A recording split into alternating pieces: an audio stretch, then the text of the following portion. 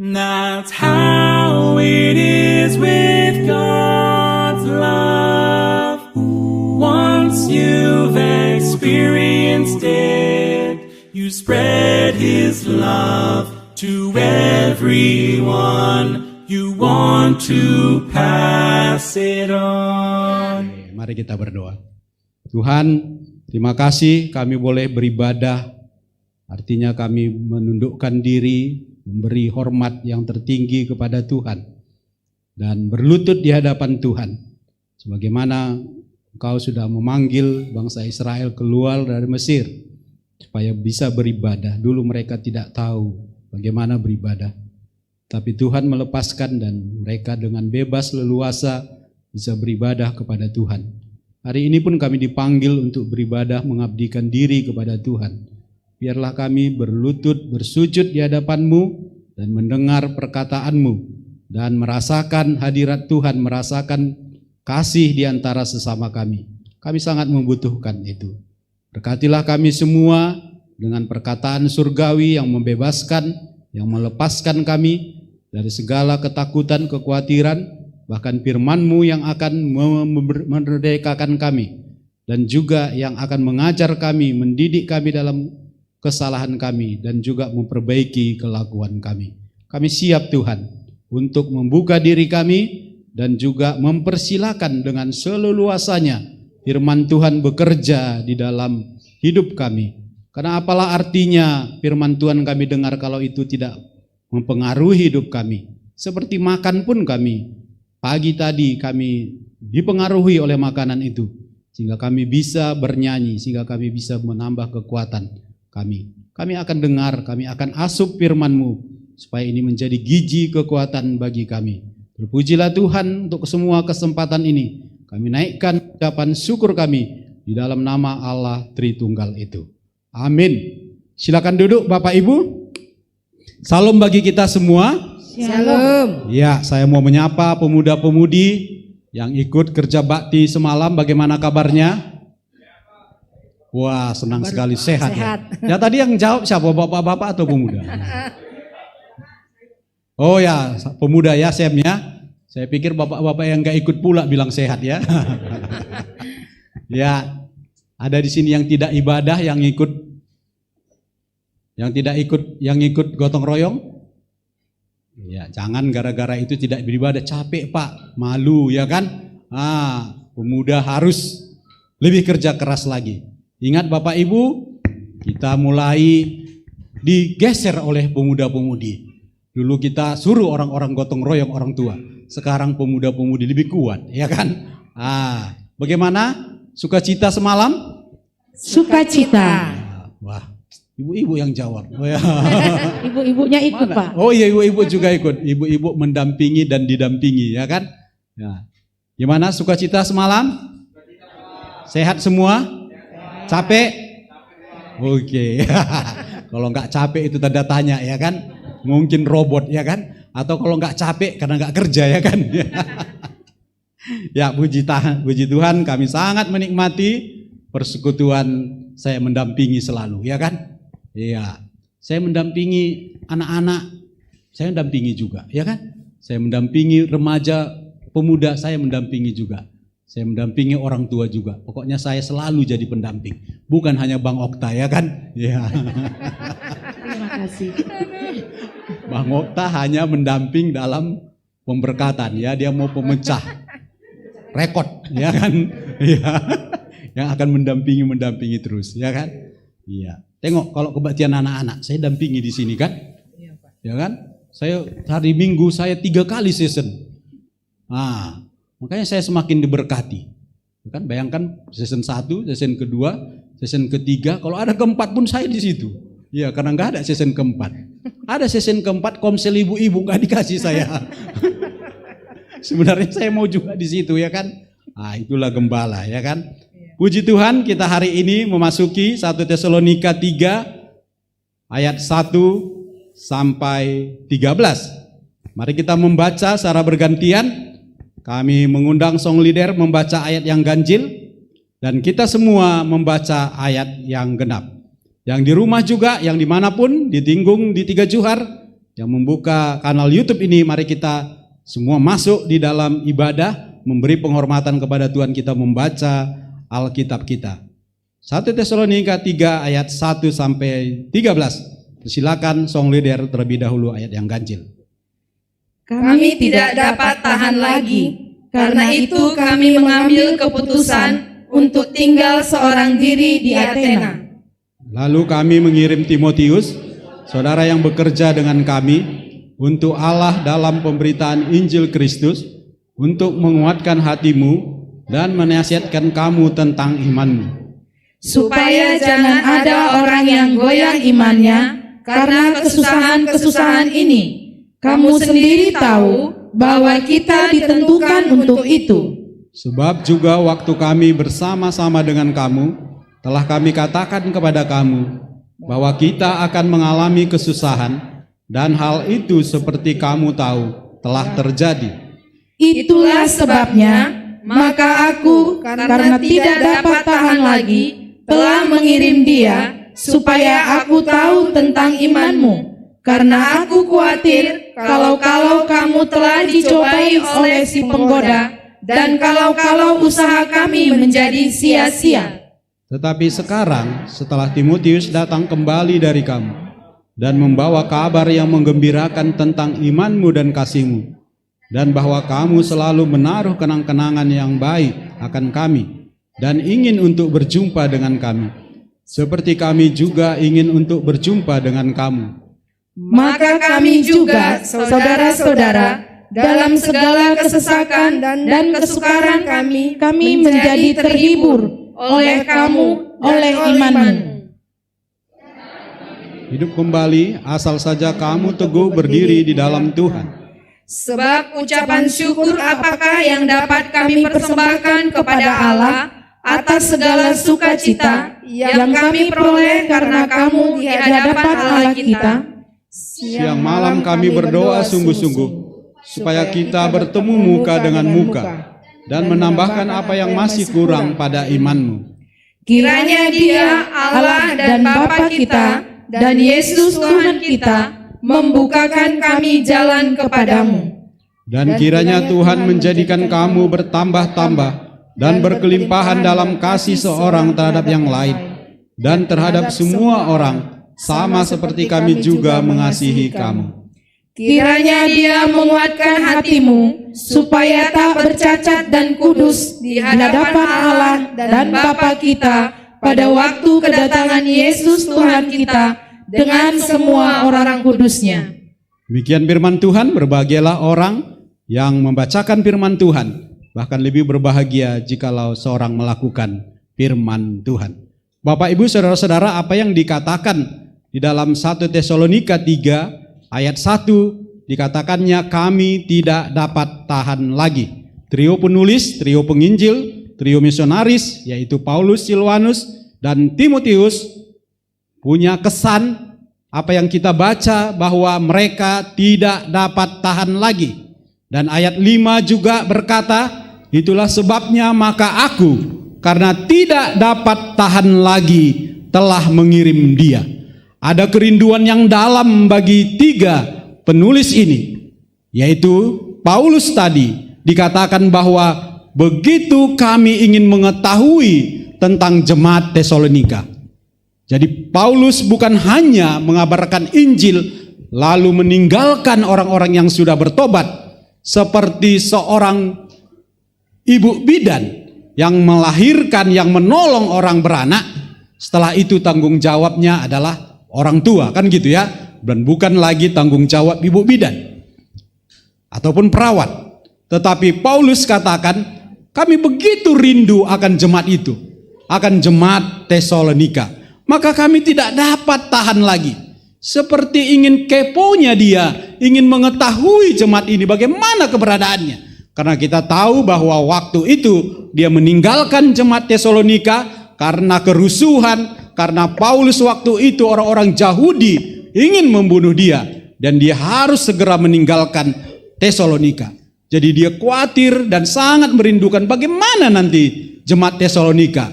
Dia mewarisi ataupun meniru daripada teladan Kristus sebagai gembala yang baik, gembala yang agung, dan dia adalah penurut Tuhan, dan dia menurut Tuhan. Salah satu yang diturutinya adalah hatinya seperti hati Bapa, hatinya seperti hati Tuhan Yesus sebagai gembala yang baik, yang memberikan nyawanya, yang mau menyerahkan hidupnya, yang merawati domba-dombanya, yang memberi makan domba-domba ke padang rumput yang hijau. Seperti itulah yang dituruti daripada Paulus ini.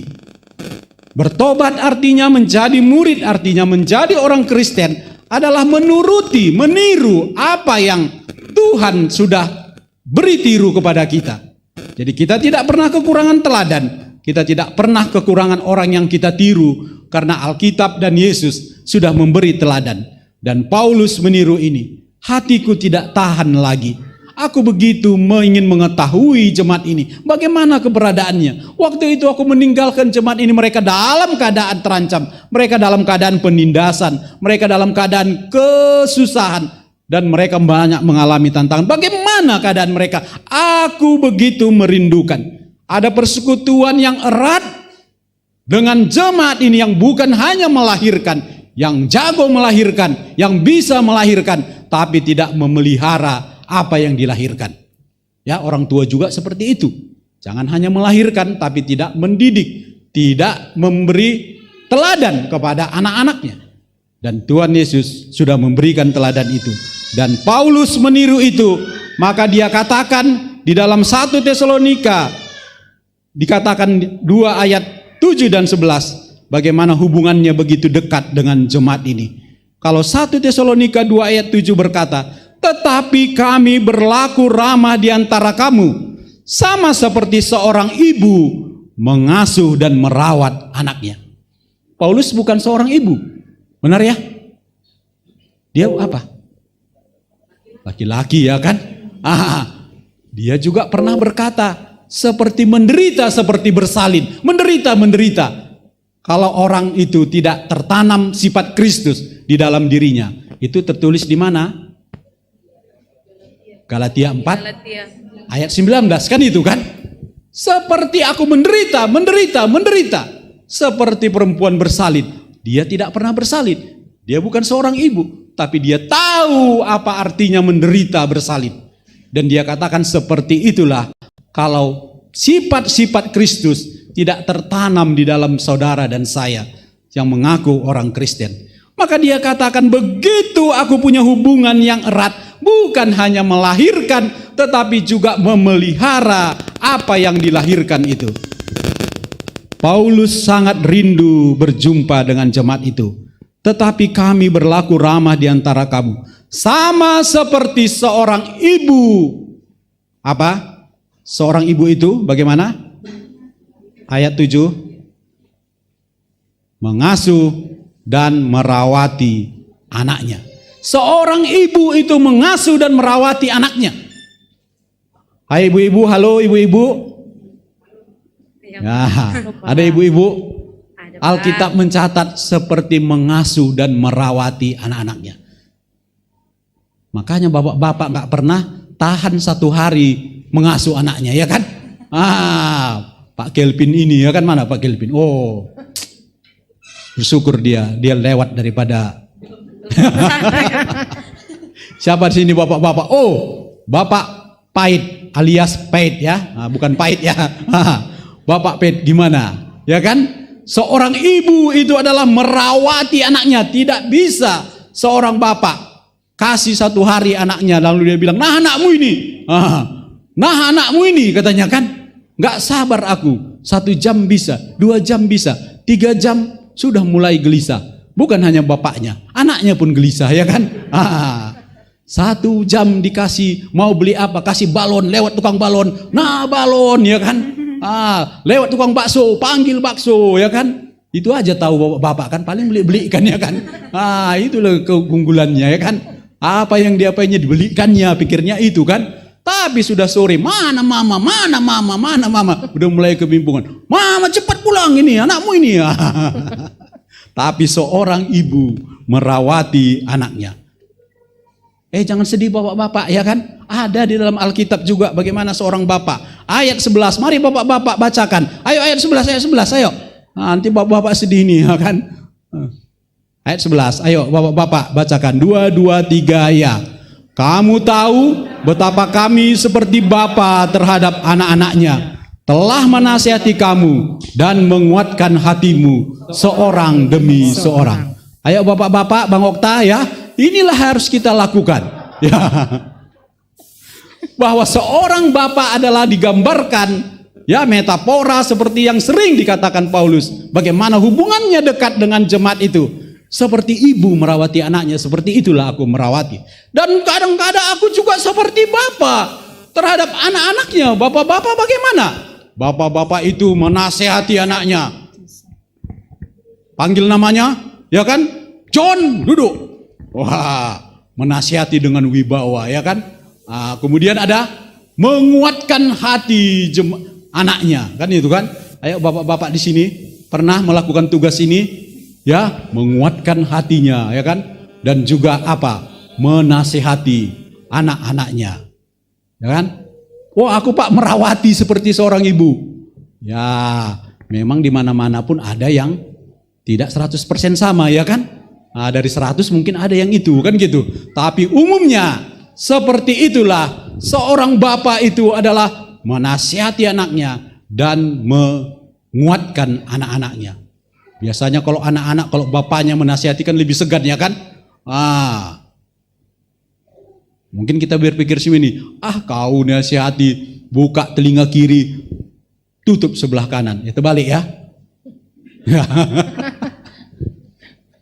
Ayo bapak-bapak, ibu, kita lakukan fungsi itu di dalam hidup kita. Paulus katakan seperti itulah dekatnya aku. Aku kepo sekali ingin mengetahui bagaimana keadaan jemaat ini. Begitu rindu aku, bukan hanya melahirkan. Aku itu penurut Tuhan. Katanya 1 Tesalonika. Sebagaimana aku penurut Tuhan, maka aku turuti. Sebagaimana aku meneladani Kristus, 1 Timotius, aku juga memberi teladan bagi kamu. Dan teladan itu sudah ditinggalkan Yesus, bagaimana seorang yang sudah menjadi pelayan itu kepada orang yang dilayaninya, kepada mentinya, kepada adik pemuritannya, kepada mentor-mentornya, kepada mentoringnya. Seperti itulah dikatakannya. Tidak tahan kami lagi. Dan akhirnya dia tidak berhenti kepada tekad, ya, kepada janji. Walaupun COVID memisahkan, walaupun tantangan memisahkan, kalaupun aku pergi harus dulu sementara kepadamu, tetapi aku sudah katakan jauh di mata, dekat di hati. Kan itu juga metafora yang dipakai Paulus, ya kan? Dia luar biasa ini. Bisa mengetahui ibu-ibu bersalin, bisa juga mengetahui bapak-bapak, ya kan? Bisa juga berkata puisi, jauh di mata, dekat di hati, kan gitu, ya kan? Dia katakan, kami tidak berhenti di situ saja, tetapi bagaimana? Aku punya akal, aku punya hikmat. Karena itu kami mengambil keputusan untuk tinggal seorang diri di Athena. Lalu apa? Kami mengirim Timotius, saudara yang bekerja dengan kami. Aku memerlukan Timotius, aku juga perlu ditemani. Tapi aku enggak egois. Biarlah Timotius kukirim kepadamu. Kita tidak boleh berhenti dengan tantangan. Kalaupun dia tadi sudah harus pergi ke Athena, sudah harus berpisah sementara dengan jemaat Tesalonika, banyak hal yang menghalangi dia untuk tidak bisa ke sana. Tetapi dia berhikmat, dia katakan, aku mengirim Timotius kepadamu. Dia katakan Timotius itu saudara yang bekerja. Bro Timotius katanya kan. Kenapa? Timotius lebih muda, Timotius lebih junior. Timotius dari segi apapun lebih di bawah daripada Paulus. Lebih tua dari umur, lebih pengalaman. Tetapi dia katakan, bro Timotius, saudara Timotius. Ya kan? Begitu indahnya seorang menti kepada mentor, mentor kepada mentinya. Dan sama-sama sekarang dikatakannya, yang sudah bekerja dengan kami untuk Allah dalam pemberitaan Injil Kristus. Aku kirimlah, aku pun perlunya Timotius. Sendiri itu kan tidak enak, kan ya kan? Apalagi itu di Yunani, tapi enggak apa-apa. Demi iman daripada Tesalonika, sekarang aku mengirim Timotius kepadamu. Tujuannya apa? Tujuannya apa ayat 2? Tujuannya adalah untuk menguatkan hatimu. Dan kemudian adalah untuk menasihatkan kamu tentang imanmu. Seorang yang muda, junior, menti, tapi sekarang sudah bisa rekan sekerja dan diutus untuk menasihati. Wah, kita bisa lihat ini perkembangan daripada Timotius seorang muda. Maka dikatakan jangan seorang pun menganggap engkau rendah karena engkau muda, kan gitu ya. Biasanya orang anggap rendah dengan orang muda. Tetapi Timotius tidak dianggap rendah. Karena apa? Paulus sendiri seniornya. Bro Timotius, kuutus kepadamu. Itu saudaraku. Bukan anak rohaniku. Walaupun anak rohani, tapi dia nggak mau merendahkan, ya kan? Ini bro, saudaraku. Sudah kukirim kepadamu untuk menguatkan hatimu dan menasihatkan kamu tentang imanmu. Ini adalah sebenarnya pekerjaan Tuhan, pekerjaan Bapa, tapi sudah diberikan kepada kita sehingga kita bisa menguatkan orang lain, bisa menasihati orang lain tentang iman. Makanya Allah perlu bekerja sama dengan kita. Seorang muda pun bisa dipakai untuk menguatkan dan juga untuk menasihati seseorang. Kita butuh orang lain untuk menasihati kita. Kita butuh orang lain untuk menguatkan kita. Ketika kita lemah, orang lain menguatkan kita. Ketika orang lain lemah, kita menguatkan dan kita menasihati. Amin. Amin. Atau kita mau dikuatkan terus. Nggak pernah menguatkan orang lain. Tak pernah menasihati orang lain tentang iman. Tak pernah berbagi dengan orang lain. Timotius, sifat Bapa itu juga sudah bekerja di dalam dia. Sehingga fungsi seorang bapa itu berfungsi juga sudah dikerjakan oleh Timotius yang muda ini. Supaya jangan ada orang yang goyang imannya karena kesusahan-kesusahan ini. Paulus tahu sekali kesusahan-kesusahan membuat apa? Iman kita goyang. Benar? Goyang. Tahu goyang kan? Tidak fokus lagi. Itu artinya goyang. Seperti obat kalau dikocok itu goyang, ya kan? Seperti itulah karena kesusahan-kesusahan ini. Ya, siapa di sini hari ini yang banyak kesusahan-kesusahannya tapi sudah mulai goyang imannya? Supaya saya utus yang lain kepada saudara, ya kan?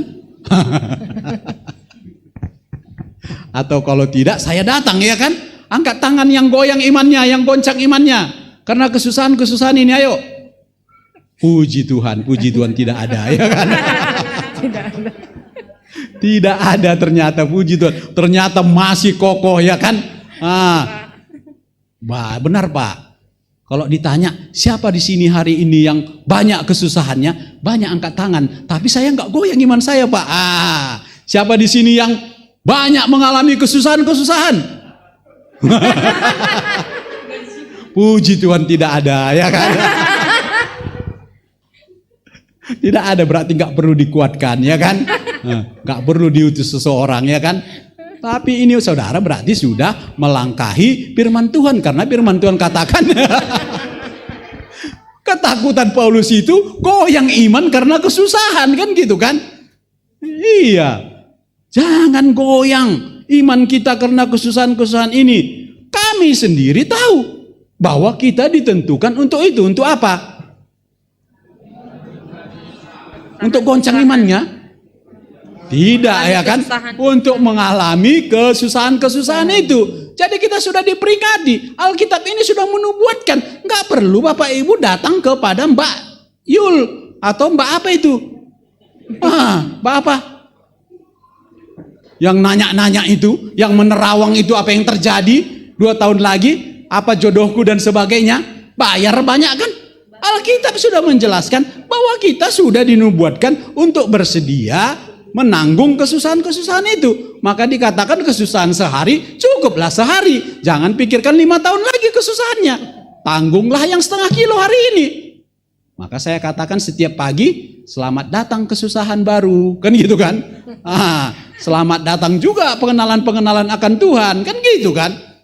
Karena memang kesusahan sehari akan datang sehari. Ya kan? Maka dikatakannya ini, jangan goncang.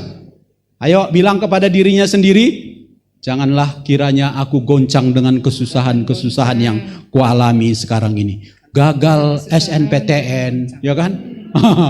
Sudah goncang imanku, ya kan? Ditolak cinta, langsung goncang imannya, ya kan? Tidak laku jualannya, langsung goncang imannya, ya kan? Datang penyakit, langsung goncang imannya. Harga sawit turun, langsung goncang imannya. Ya kan? Ayo bilang yuk, bilang dalam dirinya yuk. Hai jiwaku, janganlah goncang imanmu karena kesusahan-kesusahan apapun yang terjadi. Bilang ayo. Jiwaku, jangan goncang imanmu walaupun banyak kesusahan. Apa kata jiwamu? Oke. Oke. Ya, oke. Jangan bilang tidak kena, tidak kena. Ya, oke gitu ya kan. Kesusahan-kesusahan itu akan membuat goncang iman. Tapi Paulus, trio ini katakan, kami juga sudah tahu dan kami mengalaminya. Kan itu dikatakannya kan, sudah dinubuatkan di dalam kitab. Kenapa kamu nggak siap-siap? Ya kan? Ayat 5 telah terjadi, ya kan? Itulah sebabnya maka aku karena tidak dapat tahan lagi telah mengirim dia. Tujuannya adalah tambah di sini supaya aku tahu tentang imanmu. Karena aku khawatir kalau kamu telah dicobai oleh si penggoda dan kalau usaha kami menjadi sia-sia. Apalagi kesusahan-kesusahan itu ngambil kesempatan nanti si penggoda, ya. Siapa si penggoda? Jangan pikirkan wanita yang lain si penggoda ya.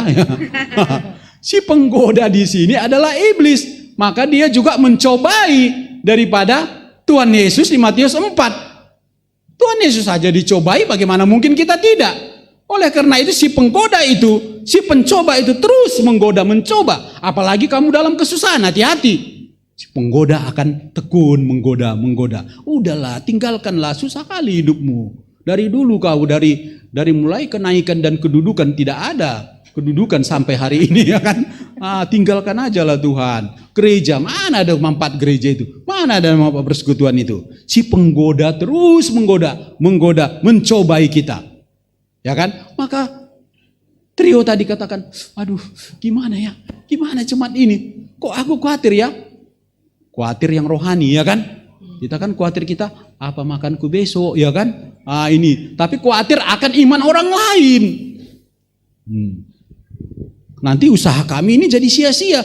Sayang sekali. Tetapi syukur ayat 6. Tetapi sekarang. Kata tetapi itu merubah semua ayat 1 dan 5. Ya kan? Si Anu itu cantik. Tapi malas. Malasnya yang dikenal atau cantiknya? Malasnya karena ada tapi. Kan gitu kan? Tetapi sekarang setelah Timotius datang kembali dan membawa kabar yang menggembirakan. Waduh, saudara bisa bayangkan kalau waktu itu saudara Paulus ini ya, ayat 1 sampai 5 bagaimana khawatirnya dia gimana. Tapi setelah Timotius pulang dan membawa kabar yang menggembirakan. Saudara pernah bawa kabar yang menggembirakan? Atau apa yang membuat saudara bergembira? Kabar apa? Kan gitu kan? Kabar ini Pak, kabar ini. Tapi belum kabar ini Pak. Ini. Tapi Paulus katakan, kabarmu sangat menggembirakan. Kenapa? Apa kabar yang menggembirakan jemaat Tesalonika? Tentang imanmu dan tentang kasihmu. Kesusahan tadi tidak membuat goncang, si penggoda tadi pun gak berhasil menggodai. Jangan sebelum digoda pun sudah jatuh, ya kan? Tak berhasil. Dan apa yang semua yang ditakutkan oleh Paulus tadi ternyata tidak terjadi. Maka dia katakan, menggembirakan sekali ya kabar dari kamu. Tentang imanmu itu yang menggembirakan aku. Tentang apamu, tentang kasihmu yang terus bertumbuh, berkembang. Walaupun dalam penindasan, dalam kesusahan, bertumbuh terus kasihmu. Pengharapanmu terus bertumbuh. Imanmu terus semakin naik, bertumbuh. Menggembirakan sekali aku ini, menggembirakan sekali. Ya kan?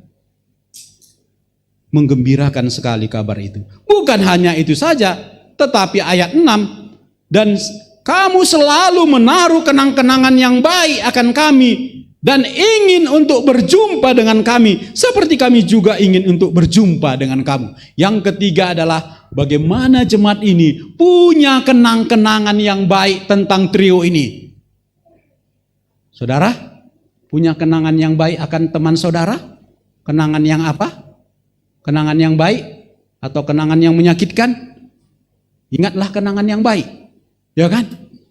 Punya kenangan yang baik akan pendeta saudara? Punya. Kok payah menjawabnya, ya kan? Saya bikin nanti tulis di dalam kertas rahasia, nggak usah tulis namanya, ya kan? Punya kenang-kenangan yang baik. Walaupun hanya 3 sahabat, Paulus mengabarkan Injil di Tesalonika, nggak sampai 1 bulan, tapi kenangannya itu loh. Kenangannya itu nggak bisa dilupakan. Kenangan yang baik itu. Kita pernah meninggalkan kenangan yang baik kepada orang lain sampai dikenang, ya kan? Sampai terkenang-kenang. Dan itu menggembirakan daripada Paulus. Kenangan yang baik bahwa mereka pun ingin berjumpa. Tadi tidak, pepatah mengatakan cinta bertepuk sebelah tangan, ya kan? Gitu ya, Mak Grace ya, benar ya? Cinta bertepuk sebelah tangan. Kalau cinta bertepuk sebelah tangan, nggak bunyi-bunyi, ya kan? Tak ada sambutan kan gitu. Tapi bukan hanya kerinduan daripada trio ini, bukan hanya pendeta merindukan jemaat, jemaat pun rindulah sekali-sekali, ya kan? Sekali-sekali aja, ya kan? Tapi di sini adalah bagaimana mereka juga rindu mau bertemu. Saudara-saudara, saya mau katakan, ketika kita tidak merindukan perjumpaan, itu adalah ada sesuatu yang terjadi pada diri kita. Itu artinya bahwa kita indikatornya bahwa persekutuan kita belumlah mesra, persekutuan kita belumlah erat sebelum saudara itu merindukan. Kenapa saudara merindukan pacar saudara? Kenapa? 1 hari 1 malam pun maunya bicara tak habis-habisnya kan? Ada saja mau dibicarakan. Benar enggak? Ya Bang Okta sudahlah merasakan itu, udah dilaluinya semua itu, ya kan? Kan karena merindukan, ciri-ciri bahwa kita jatuh cinta itu adalah salah satu adalah rindu ingin bertemu. Ada di sini yang jatuh cinta tapi tak ingin berjumpa dan tak rindu berjumpa, ada? Tidak, Pak. Tidak ada, Pak. Tidak, ya kan? Tidak, itu artinya ada persekutuan yang erat. Saudara-saudara, ketika saudara tidak mau berjumpa, kita berkomunitas di dalam gereja tidak mau berjumpa, berarti ada sesuatu saudara ini. Karena saudara menghindar, saudara pergi, saudara tidak bersatu, berarti kan ada sesuatu. Ini indikatornya ada sesuatu terjadi. Ketika anak tidak rindu pulang, berarti kan ada yang terjadi ini pada anak. Karena bagaimanapun kalau persekutuan terjadi tidak ada masalah, pasti ingin rindu sekali berjumpa, ingin sekali rindu bersekutu. Ketika suami nggak ingin pulang ke rumah dengan cepat dan ingin betah di rumah, berarti ada sesuatu terjadi, ya kan? Benar? Benar. Berarti ini indikator yang harus diperhatikan pada persekutuan kita. Rindu nggak ingin kita bertemu, atau kita menghindar? Saya langsung tahu, ini sudah mulai ada sesuatu pasti terjadi pada dirinya. Kenapa dia tidak rindu ingin bertemu? Tidak rindu mau ingin bertemu komsel, tidak rindu ingin berdoa, tidak semudi ingin beribadah, tidak rindu untuk bersekutu. Berarti ada sesuatu yang terjadi. Belum terjadi persekutuan yang erat. Kalau di sini dikatakan rindu sekali ingin bertemu, dan juga jemaat Tesalonika begitu ingin rindu sekali bertemu. Maka katanya apa? Kami ingin berjumpa sekali dengan kamu. Ingin sekali, rindu sekali. Maka kami juga saudara-saudara dalam segala kesesakan dan kesukaran kami menjadi terhibur oleh kamu dan oleh imanmu. Tadi yang menghiburkan, menggembirakan adalah kabar tentang iman mereka. Kemudian adalah tentang kerinduan mereka. Jadi kalau kita dirindukan itu kan senang, ya kan? Benar nggak? Benar, Pak. Benar loh. Kita ini manusia yang rindu ingin dirindukan oleh orang lain. Saya hamba Tuhan di Jakarta, waktu dia mau datang, tolong ibu datang kemarilah. Dia katakan, wah saya sangat tersanjung sekali. Kenapa? Karena saya dirindukan. Berarti kan dirindukan itu adalah membuat orang tersanjung. Saudara, buatlah orang itu rindu pada saudara, ya kan? Atau kita menaruh kenang-kenangan kepada. Tidak ada rindu berarti persekutuan yang erat belum terjadi di antara kita. Sampai kita nanti benar-benar rindu. Kalau seminggu gak bertemu, aduh gimana rasanya. Kalau gak konsel 2 minggu sekali, gimana rasanya, kok ingin sekali bertemu. Seperti Paulus tadi. Oh COVID Pak. Itu namanya banyak alasan, ya kan. Ke pasar tiap pagi, rindunya ke pajak, ya kan? Bisa kan gitu. Rindu kepada teman, masa gak bisa, ya kan? Teman persekutuan. Rindu itu adalah indikator persekutuan sehat terjadi di antara kita. Istri tidak merindukan suami, suami tidak merindukan istri. Anak tidak merindukan rumah, anak tidak merindukan orang tua. Berarti ada sesuatu yang terjadi. Amin? Amin. Ya. Maka kami saudara-saudara, kami pun dalam segala kesesakannya. Ini katanya kan, ayat 7 kan. Maka kami juga saudara-saudara, kami dalam segala kesesakan dan kesukaran. Dia bukan enak-enak Paulus, tetapi dia juga kami pun dalam segala kesesakan, dalam segala kesukaran, kami menjadi terhibur, menggembirakan, terhibur. Karena iman mereka, karena mereka berdiri teguh di dalam Tuhan. Sebab ucapan syukur apakah yang dapat kami persembahkan kepada Allah atas segala sukacita. Wah, sukacita kami, ucapan syukur kami, apa yang bisa kami persembahkan kecuali kami mengetahui tentang imanmu. Kamu tidak goyah. Itu adalah sukacita kami yang membuat kami terhibur di hadapan Allah. Dan dikatakannya adalah siang malam kami berdoa sungguh-sungguh. Sudah dapat kabar menggembirakan, tidak berhenti di situ saja. Tapi siang malam kami berdoa apa? Sungguh-sungguh. Saudara berdoa kapan? Pagi hari? Malam hari? Pagi malam. Ayo yang jujur. Pagi malam. Pagi malam, Pak. Pagi dan? Malam. Wah, Paulus kapan berdoa? Siang malam. Siang Pak kerja itu gak bisa berdoa itu. Bapak ini ada-ada saja ya kan. Tapi di sini siang dia berdoa sungguh-sungguh. Jam kerja itu Pak. Haruskah saudara-saudara, teman-teman kantor, saya mau berdoa dulu. Gak usah ya kan. 5 menit, 10 menit bisa berdiam diri berdoa kepada Tuhan. Kami siang malam berdoa sungguh-sungguh. Siang bekerja, malam tidur, tapi kami berdoa.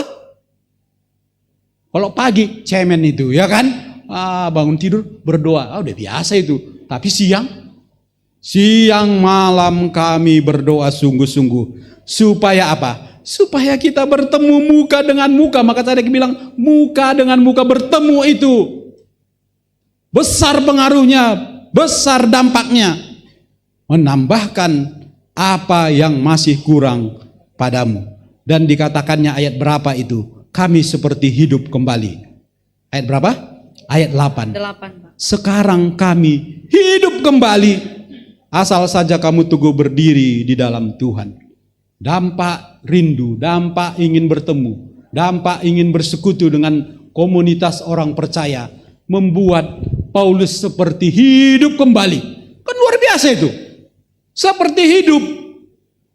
Saudara pernah menyaksikan satu acara di TV. Seorang yang sudah lama berpisah, lalu dalam acara itu dipertemukan kembali. Pernah itu? Pernah, Pak. Pernah ya kan? Ya. Dan bagaimana mereka begitu sukacitanya seperti hidup kembali. Ada enggak perasaan kita seperti itu? Begitu berdampak arti pertemuan ini. Tatap muka dengan muka tadi. Walaupun ada Zoom, ya kan? Walaupun ada screen, walaupun ada surat, ternyata Aku ingin sekali bertatap muka, dan itu membuat aku seperti hidup kembali. Dan dalam pertemuan itu, istri yang sudah lama terpisah, bukan karena bercerai ya, tapi karena sesuatu hal, lalu ada acara itu, dipertemukanlah istri dan suaminya ini. Dalam acara itu, begitu mereka menangis, seperti aura yang kita tahu rasakan, begitu bahagianya. Seperti itulah kuasanya, dampaknya dari pertemuan anak-anak Tuhan bersekutu, berjumpa tadi. Kiranya Dia Allah dan Bapa kita, Tuhan Yesus, Tuhan kita, membukakan kami jalan kepadamu. Ya, berdoa masih bisa dikerjakan. Sulit berdoa? Tidak kan? Belum bayar ya kan?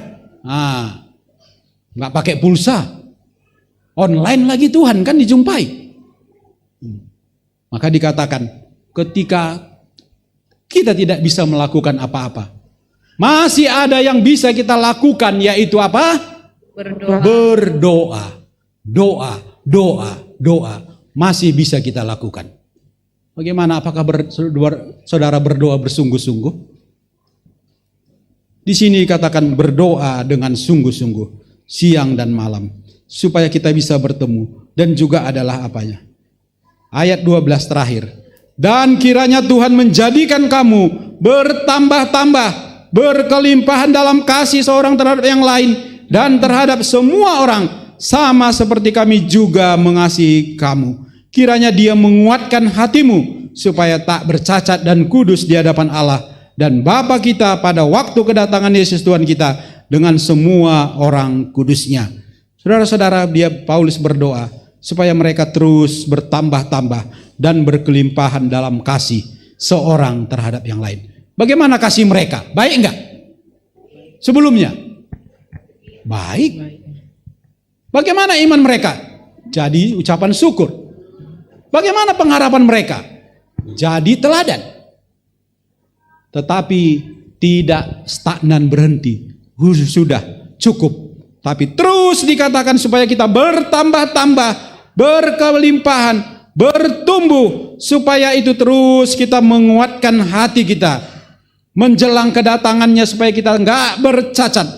Jadi semua yang ada pada kita yang sudah diberikan Tuhan, bukan hanya kita mengucap syukur, tetapi ada juga yang harus kita pertanggungjawabkan, mengembangkan, menambahkan kepada apa yang sudah diberikan. Apakah bertambah? Apakah berkembang? Saudara waktu disuruh penerima tamu? Atau dari zaman ke zaman tetap seperti itu? Apakah saudara bertambah dan bertumbuh waktu disuruh MC? Apakah saudara bertambah dan bertumbuh waktu disuruh masak? Apakah saudara bertambah dan bertumbuh waktu disuruh gotong royong? Apakah bertumbuh dan bertambah waktu saudara menangani media, mengetik dan sebagainya?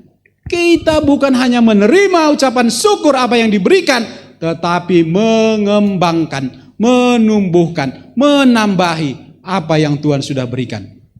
1 talenta harus jadi 2, 2 jadi 4, 3 jadi 6, 4 jadi 8. Bertumbuhkah? Bertambahkah? Jemaat Tesalonika dalam kasih sudah oke. Tetapi disuruh untuk bertambah, bahkan berkelimpahan di dalam kasih seorang terhadap yang lain dan terhadap semua orang, sama seperti kami juga mengasihi kamu. Kiranya Dia menguatkan hatimu menjelang kedatangan Yesus yang kedua kali. Kita perlu kuat, ya kan? Dan kita perlu hidup kudus, tak bercacat di hadapan Allah sampai kita menanti kedatangannya. Inilah yang sedang kita tunggu. Kita enggak boleh goyah, tetapi kita harus kuat dan kita harus kudus sambil menantikannya datang kedua kali. Amin. Ada amin? Ada. Oke, mari kita berdoa. Segala puji syukur Tuhan, kami belajar hari ini banyak hal. Biarlah Roh Kudus memimpin kami apa yang Tuhan, hati kami juga menerima apa yang perlu kami tambahkan, kami kembangkan. sesuatu yang sudah Tuhan berikan bagi kami. Hari ini kami belajar apa artinya bersyukur dan apa artinya mempertanggungjawabkan apa yang sudah dikasih Tuhan. Kami harus mengembangkan, kami harus menambahkan. Kasih kami harus bertumbuh. Iman kami harus semakin bertumbuh. Pengharapan kami harus semakin bertumbuh. Karunia-karunia yang Kau berikan kami harus kembangkan. Karena bukan hanya kami menerima, tetapi mempertanggungjawabkan, mengembangkan apa yang Tuhan sudah beri. Terima kasih Tuhan. Terima kasih untuk firman-Mu. Biarlah kami memperlakukan itu dan mengizinkan itu mempengaruhi hidup kami. Di dalam nama Yesus kami berdoa. Amin. That's how it is with God's love. Once you've experienced it, you spread His love to everyone. You want to pass it on.